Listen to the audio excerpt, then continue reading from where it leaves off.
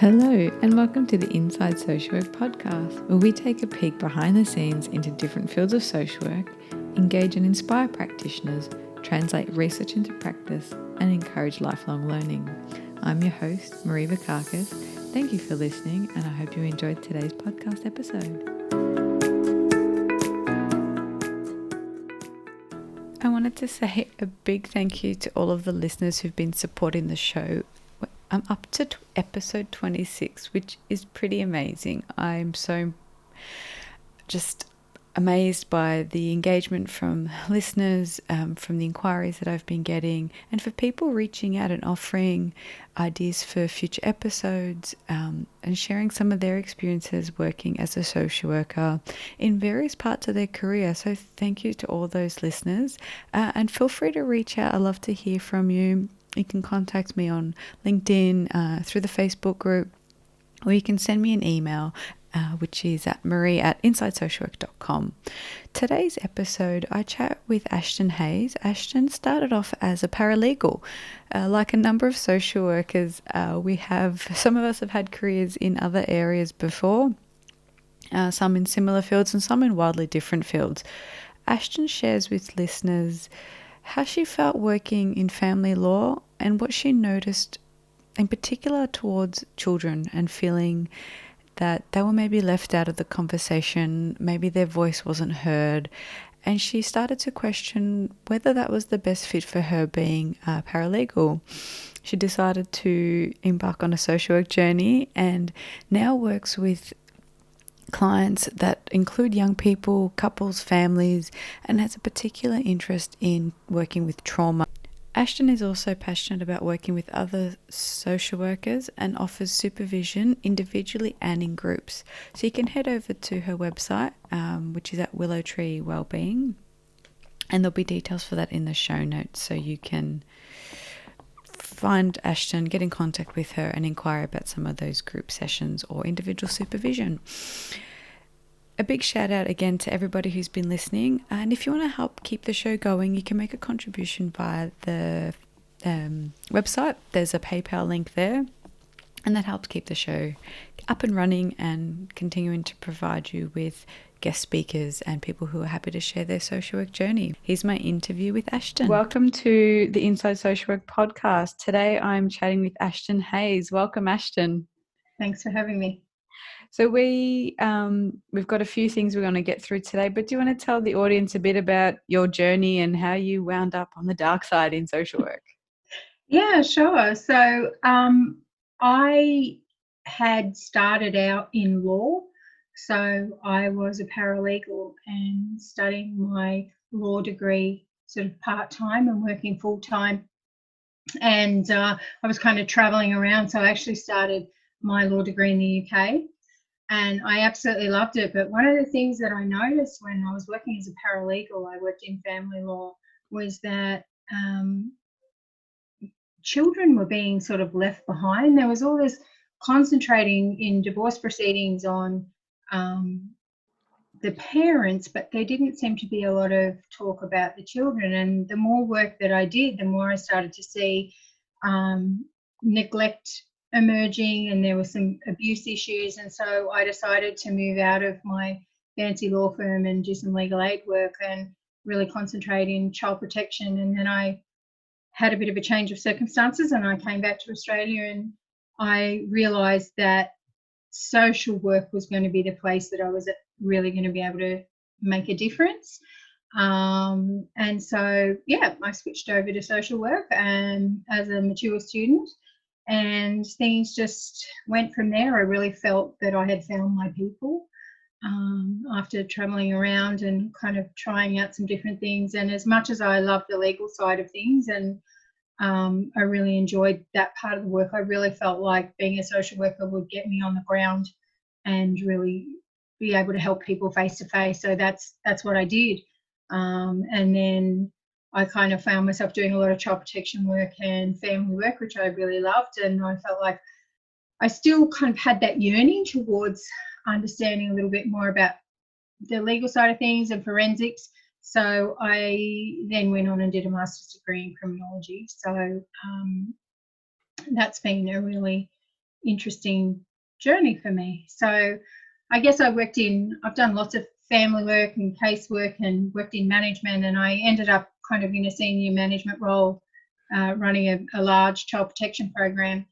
And part of that work involved really wanting to be able to support the families to maintain connection with their children and have their children at home where it was safe to do so. And as part of that, I kind of restructured the team that I was running and brought in some more therapeutic supports. And then I decided, you know what, being in senior management, I really miss working with people. And so I went into some forensic counselling, and then I opened my own practice, and here I am. So part of my practice is I'm a trauma specialist, so I do a lot of work in trauma work. I do generalist work as well. And the other arm of my practice is supervision, which I absolutely love doing. Supervision comes up so often, and I want to go right back to your work in early family and child protection work. Mm-hmm. I remember my first placement was in child protection, and I think people really maybe become desensitized to, but forget just how shocking it is to come from textbook learning and maybe working in a bit of resi care or disability work, or even something completely different like retail or hospitality, to be thrown into a placement where you're seeing some of the most pointy end cases out there. How overwhelming that is. And even now I'd probably would be like, yeah, that's fine, that's just I've got my routine set up and my boundaries and my self-care. But when you first start, that's just like, it's like you get hit by a bus. I felt like it was just such a shock. Yeah. Do you remember what it was like coming from being a paralegal and then thinking, yeah, I want to switch to social work? What those first few jobs felt like? Yeah, I mean, I think like most social workers, I was so passionate about the work that I wanted to do, and I threw myself at it. Absolutely threw myself into it. And I was really lucky. I was offered a job before I left university, and so I knew I had a job to go to, and I knew I kind of knew the area that I was going to be working in. But yes, it was incredibly confronting, and it was very hard work. And I think that when you go into that kind of work, you kind of set yourself up to go, well, I'm really wanting to help. I really love what I do, and so therefore I will just work and work and work and work and work, and then I'll fall in a heap. And I think that happens a lot with new grads, and it's really, really important to for us as the more senior social workers, I think, to support new grads. And that's why I really love doing supervision and supporting new grads through those first couple of years of being out there. Yeah, I think so. And I think we forget, because we just, like you said, it's just that work, and you keep going and you think, but I can suck this up because I've got these benefits or this privilege, or I've got a home to go to or safe, and we can push that aside. And I really try to highlight for people that you can't sprint a marathon. You can do more for your client group over your career if you can stay fresh in that career. Otherwise you burn out and you want to do something else. Well, that's exactly right. Yeah. And I think I think what happens is that people aren't putting their boundaries in early on. And I feel like we hear a lot about boundaries and self-care and all of those really important things, but I don't know that students, fourth year students and new graduates really take that on board, because I think there is so much to take in. You want to bring theory to practice, and you want to be ethical in your work, and you want to be able to help people as much as you can. And then I think some people kind of perceive of having external supervision particularly as something that's more than what's needed, or it's expensive, so people don't want to do it, or it takes them away from the work. Except the thing is, supervision is part of your work. If you're a social worker, supervision is part of your work. How do you reframe it for some people where, and I think maybe therapy does this a little better than sort of more general like social work roles, but this idea of yourself as the therapist, so you can't compartmentalize those things. Our biggest tool often is our connection with clients, is our ability to hold space, to gently challenge, to encourage, to support, to show empathy. They're not skills you can do on autopilot. We all know, we all can tell when someone that's close to us is a little bit shitty or upset. You can see it in their face or in their micro expressions. And our clients sometimes are even more sensitive to that. And I think that's one of the challenges I'm trying to get people to recognize is you can't do that good work if you're not feeling great, if you're not in a good headspace. And part of doing that work well is the supervision, is the self-care, is the professional development. Like it's part of your toolbox. Exactly. And I think that that's a really important point that you make, that it is part of your toolbox, because to be able to do this kind of work, I think you need to have resources to draw on. And we all kind of talk about not being able to drink from an empty cup. And I think that that's a really critical part of understanding what it's like to be a social worker, particularly on the front lines. If you start out each day, say, for example, in an ideal world, you get up, you have a nourishing breakfast, you have a lovely commute where you listen to a podcast on the way to work, and then you go in and everyone greets you, and then you're off and running and doing your job. So your cup is full, right? So you're feeling resilient, you're feeling buoyed up, and then throughout the day, if you're subjected to people who have been traumatized, often are hypervigilant and untrusting of intervention, and so therefore throughout the day you are going to be on the receiving end of some unpleasant stuff. You may be have a clash with colleagues, you may be running late, all of those things that take from your cup. If you're starting off with just a few drops in the bottom of your cup, people are going to know that you don't have anything to give. And people that we work with oftentimes in a social workspace are already feeling marginalised and unheard. If you present as being unable to hear them and hold space for them, then why on earth would they want to engage with you?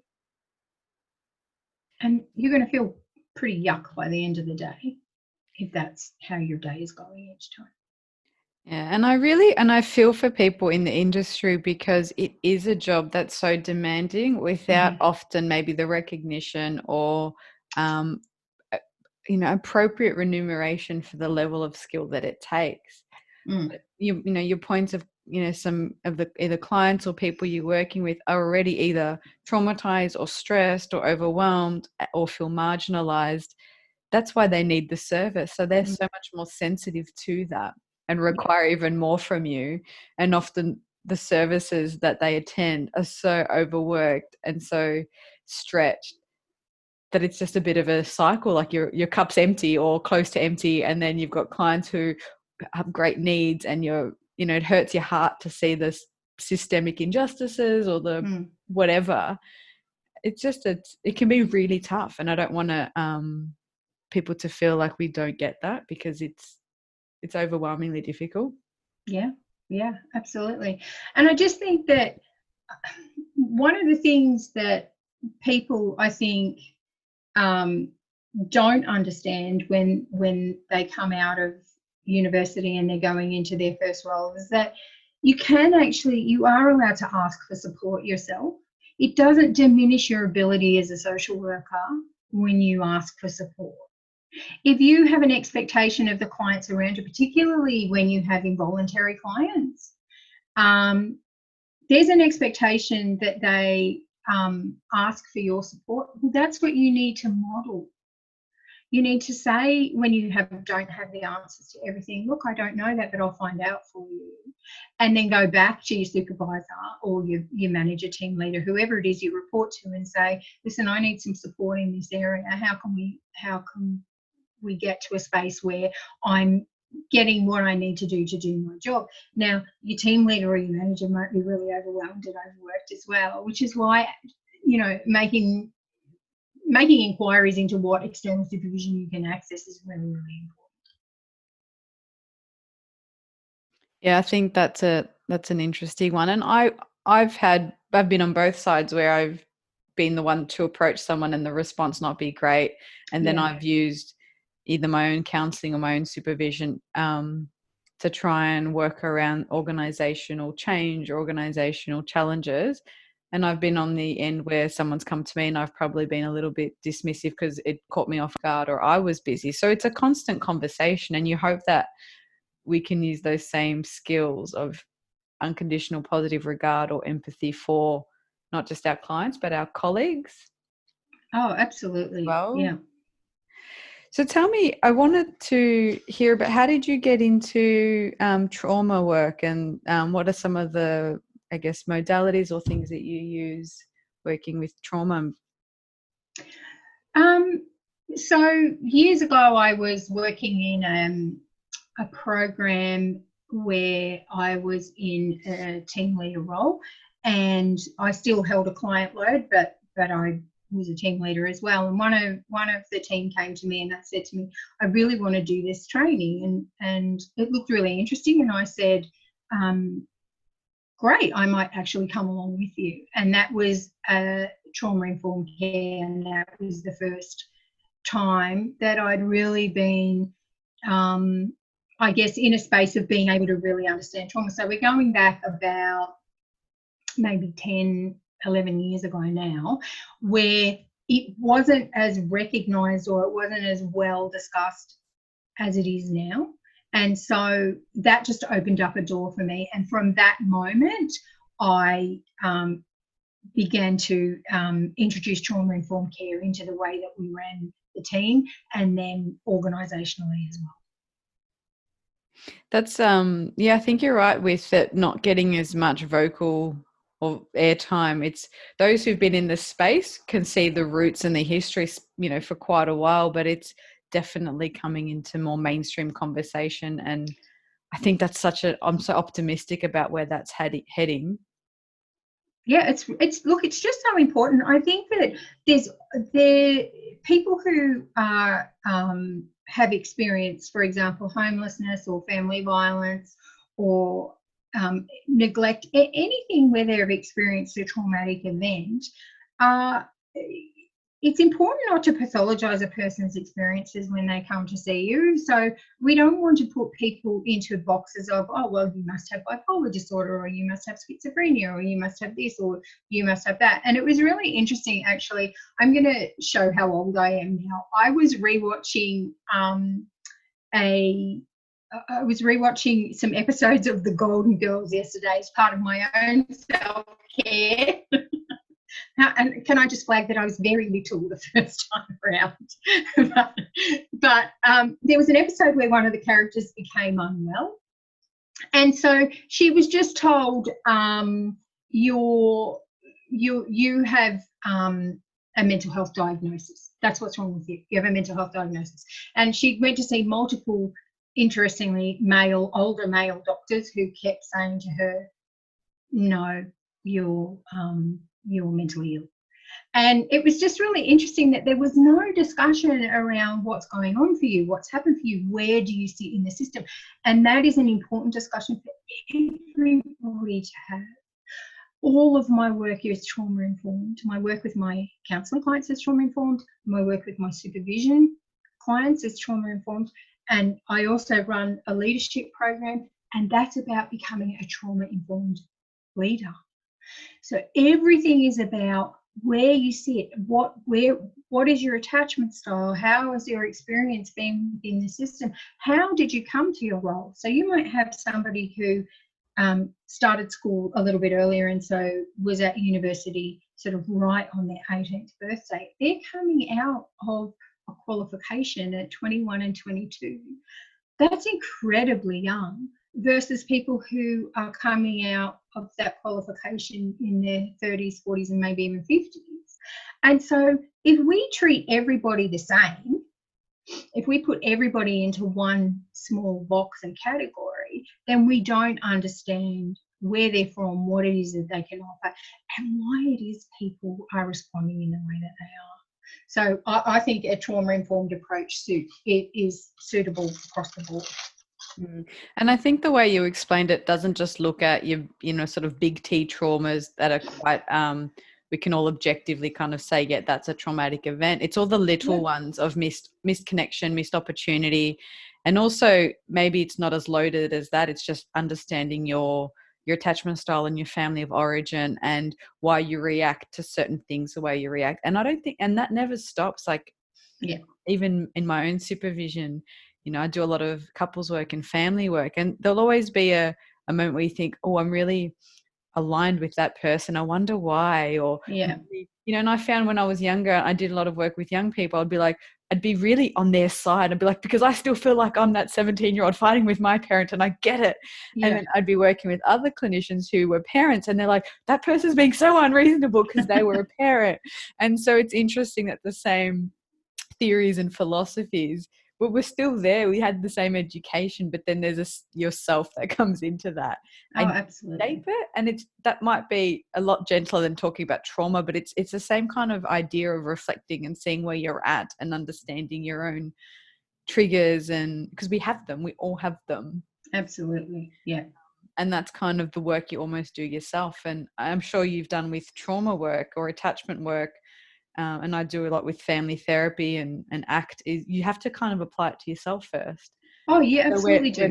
We're going through this, so we need to, in family therapy, we have to do our own family of origin stuff, and we have to understand our triggers and where we've come from. And in ACT, I use a lot of ACT. You've got to work out your own values and how you're living to those values. It's not just textbook, what's the negative thought? I'm going to challenge it. Here's the outcome. Here's the whatever. Yeah. It's a lot more integrated and it's really demanding. Yeah. And that's kind of the work.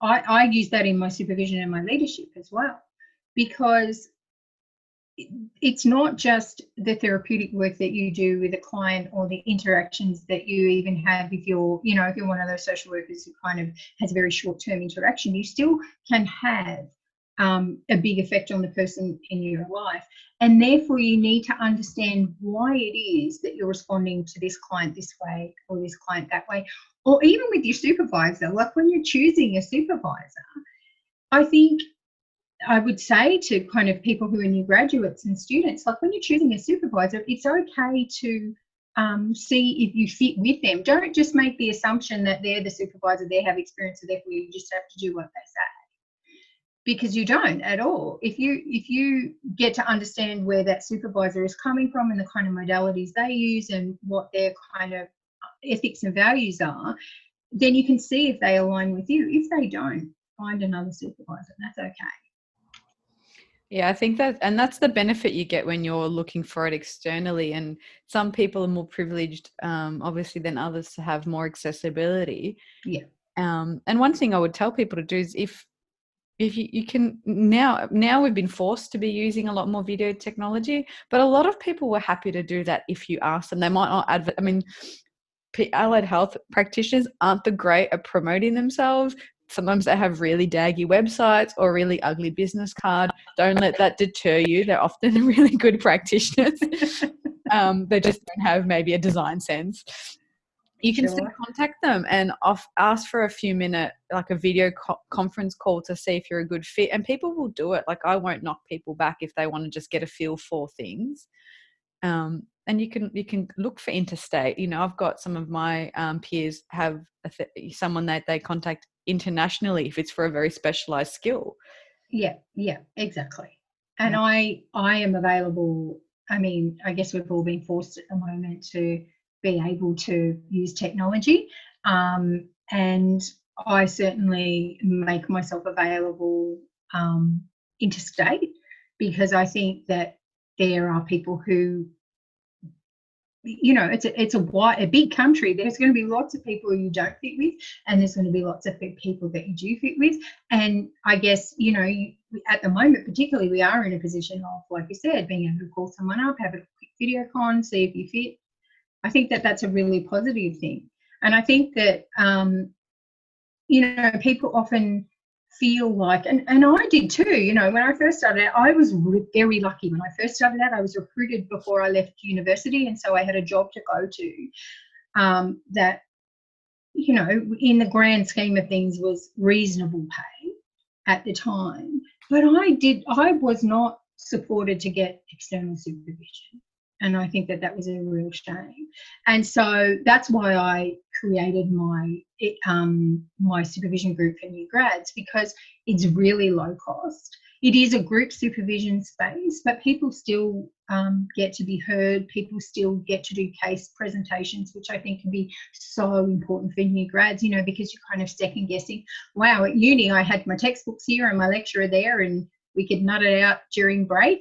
But when it's real life, it's a lot, the time frame is a lot shorter and it's more confronting. And so I remember thinking, I wish there had kind of been a space where I'd been just with a whole bunch of other social workers and be able to talk through my concerns and not feel, I guess, a little bit like maybe I wasn't doing my job well because I needed a bit of extra support at that time.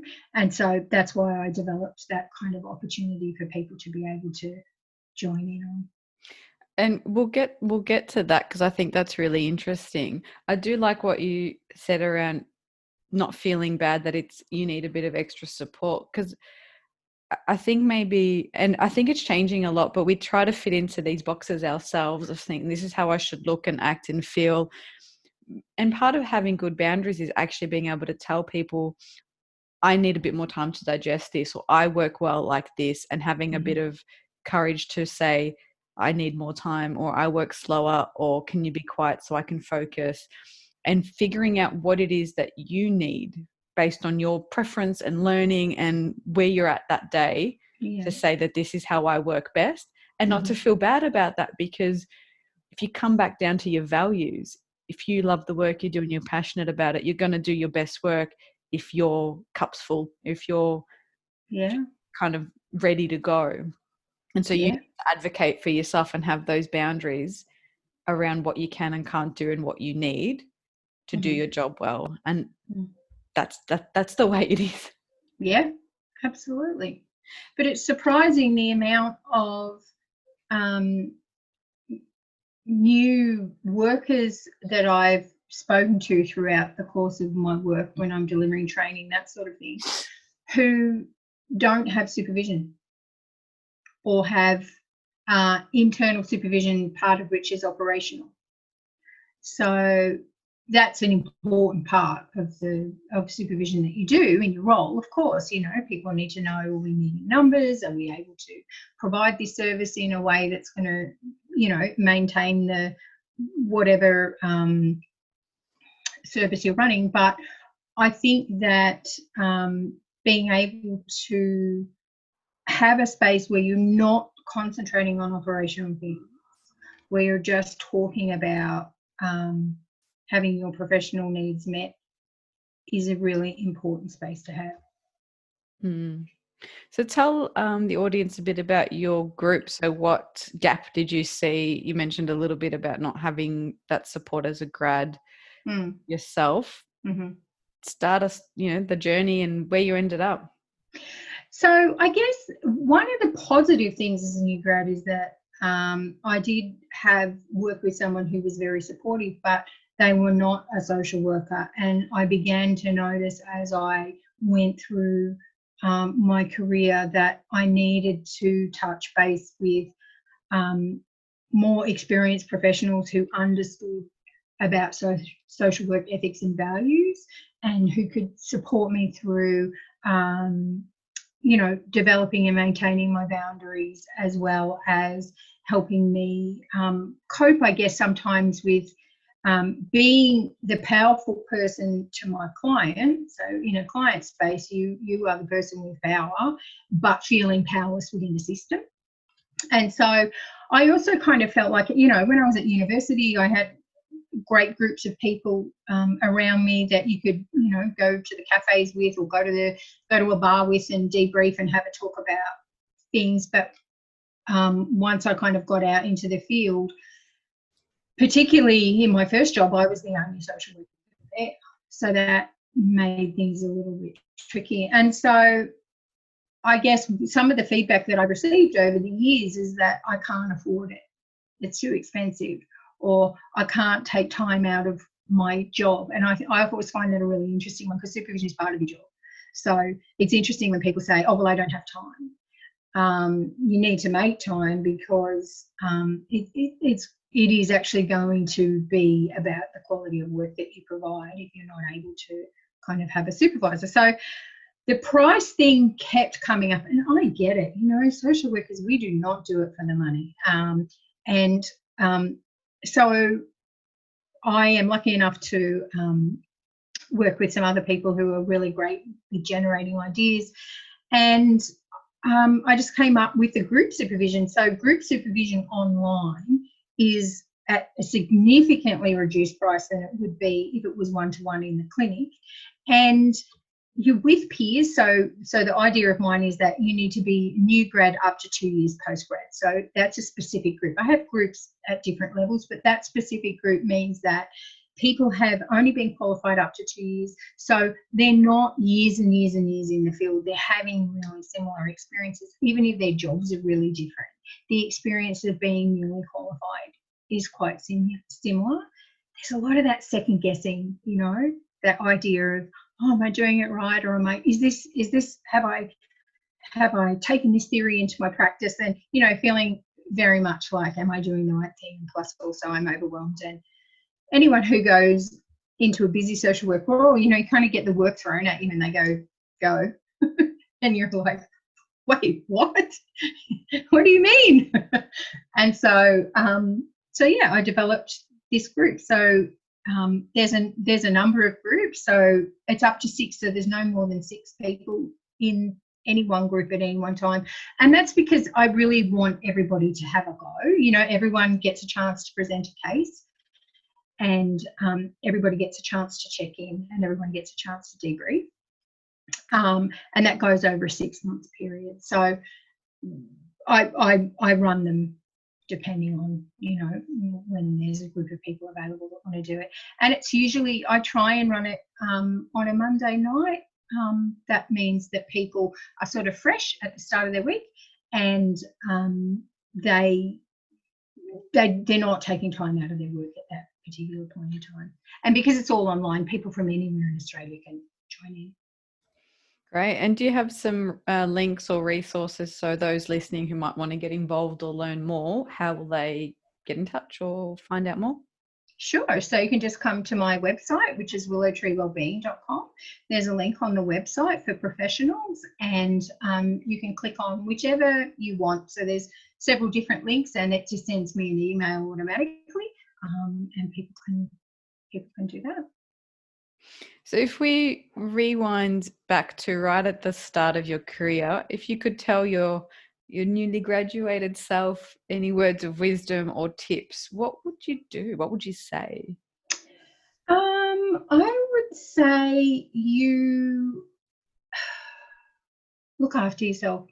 I know it's repeated. I know self-care goes over and over again, and people are talking about it all the time. But I would say that there's 2 things that are really important. I think that accessing external supervision, I wish I had known that was an opportunity for me right from the start, that there was no reason that I couldn't do that. I think that was really, really something that was really missing, that I needed to be able to talk about how I felt in my workplace, as well as talking about, and how that kind of impacted my work, as well as talking about the work itself.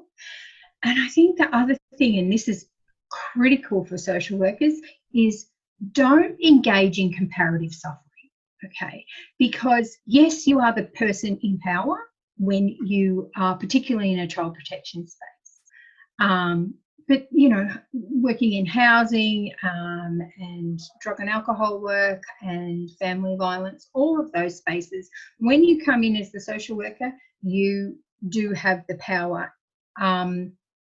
But please be aware that when you engage in comparative suffering, which is that must be terrible for them. So I need to say, at least I have a house, at least I have food, at least I have a job. What you begin to do then is project that comparative suffering onto other people. So if you engage in that, what you run the risk of doing is then going, well, then that person should be grateful for, or at least that person has this. And that's not fair. That's not your experience. You can sit in a space of saying, I feel rotten today. I feel terrible today. And so this is what I'm going to do to be able to be the best social worker I can be for my client. Not, I feel terrible today, but at least I have a house. Does that make sense? Yeah, and I think it's actually come up a bit now, and I think some people have coined the term kind of toxic optimism, where now with the social distancing, people are shutting down others for venting on how they feel and being like, well, you should be grateful for this. And it's like, you can be grateful and truly grateful and also acknowledge that something sucks and there's pain and suffering and grief and loss and overwhelm or uncertainty without having to be like, I shouldn't feel this way because I should be lucky, blah, blah, blah. Like that's endless. You can't live like that. You can't be like, oh, I've injured this part of my body, but someone else hurts even more, so I can't feel the pain. Like, exactly. it actually then makes it hard to connect with others, and it feels like they don't care. Exactly. And you can say, I'm grateful that I have a home, but today I just feel really low and terrible. That does not take away from the other person's experience, but you're acknowledging yourself, and being able to do that is part of your self-care. Yeah, and I really like the way you framed the bit about you can be, when we look at a client relationship, we're the ones with the power, but then how disempowered we can feel and powerless in the system. Yeah. And that recipe can lead to such high levels of burnout because we're feeling for our clients. Most people do this work to support, to care, and then they feel so powerless in instigating bigger change, and that can lead to so much pain. Exactly. And that's why you need your external supervisor. Yeah. Any last kind of tips, resources, things people should consider, books, whatever's? Sure.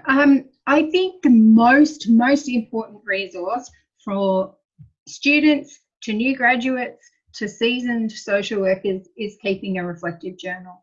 Now, whether that's pages and pages, which it was for me when I very first started, or just a couple of lines, which is what it is for me now, because, I'm a lot in a different space than I was back then. But just being able to jot down a few notes. This is something that I advise all of my supervisees. Just jot some stuff down at the end of the day, even if it's a couple of lines, because that is not only important as a debriefing tool, but I also think it's important as a professional development tool. It's something that you can take into supervision and have a chat about and see where you may have some opportunities for growth. So that's my kind of really number one piece of advice. And I guess the other thing that I think is really cool now that we didn't have way back when is access to really supportive social media accounts. So there's a couple that I really like. The New Social Worker on Instagram is very good. The Nurturing Social Worker, that's a really good account. There's another account called Hey Amber Ray. She's not a social worker, but she has a really great way of really simplifying reflective activities. And I recommend her to my supervisees. If you can get hold of some supportive Facebook groups as well, that's a really good idea. At the same time, though, leave anything that's toxic. Don't engage in spaces where that comparative suffering sort of gets out of control. And I think at times a lot of us can be at risk of doing that, and we have to catch ourselves as well. Yeah. Yeah. And if you see yourself doing it and you catch yourself in it, don't do it. Just stop. Yeah, I like the idea of a reflective journal. I am inconsistent with that. But I do use an app, again, inconsistently, but that you can put it has different smiley faces, and you put how you're feeling and different activities you've done for the day. So you can start to track, oh, I feel, I can see that the days that I have more smiley faces are the days I've also exercised or slept, and you set your own little things. So every day you just go through and you tap on which activities you've done, and then you tap your mood, and then you can start to see a trend. And I think even just for the chunks of time that I do it, I can start to see what energizes me, and it might not be what energizes someone else. Yeah, that's actually a really good idea. And I think that's really nice. So for some people it is exercise, and for me that is as well, but sometimes it's the type of exercise, or I find I seem to have bigger smiley faces after a PD, and then I did one of those character strength quizzes, and my top strength was learning and curiosity. Well, that makes sense. Yeah. I feel most energized when I'm learning something. So then I can look at how do I incorporate that into my day, even if it's just a chapter of a book or an episode of a podcast on a topic I'm interested in. So I think they're really good activities to do to be a bit more active in your reflection and then implement something.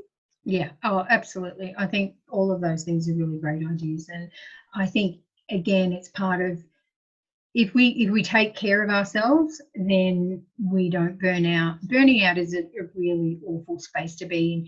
Your clients know, your colleagues know, and it affects people in a really significant way. So even doing those tiny little bits of self-care, which may just be smiley face or sad face that day, is a really important way of being able to see where you are, where you might need some support, and how you can make things better for yourself moving forward.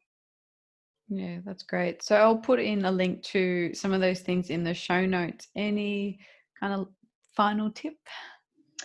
I think that consider any investment you make in your social work career is an important investment in yourself. If you continue to see value in yourself, then you can see value in others. Oh, that's really lovely. Thanks so much. It's been an absolute pleasure. And I imagine we could talk about so many of these topics for a full episode. So we might have to have you back for maybe a bit more of a trauma episode or something. Sure, I would love that. It's been really nice to talk to you. Thanks for coming on the podcast. Thank you. Thank you for listening to today's podcast. Be sure to check out the show notes for today's episode's resources, and don't forget to click subscribe and review us wherever it is you get your podcasts.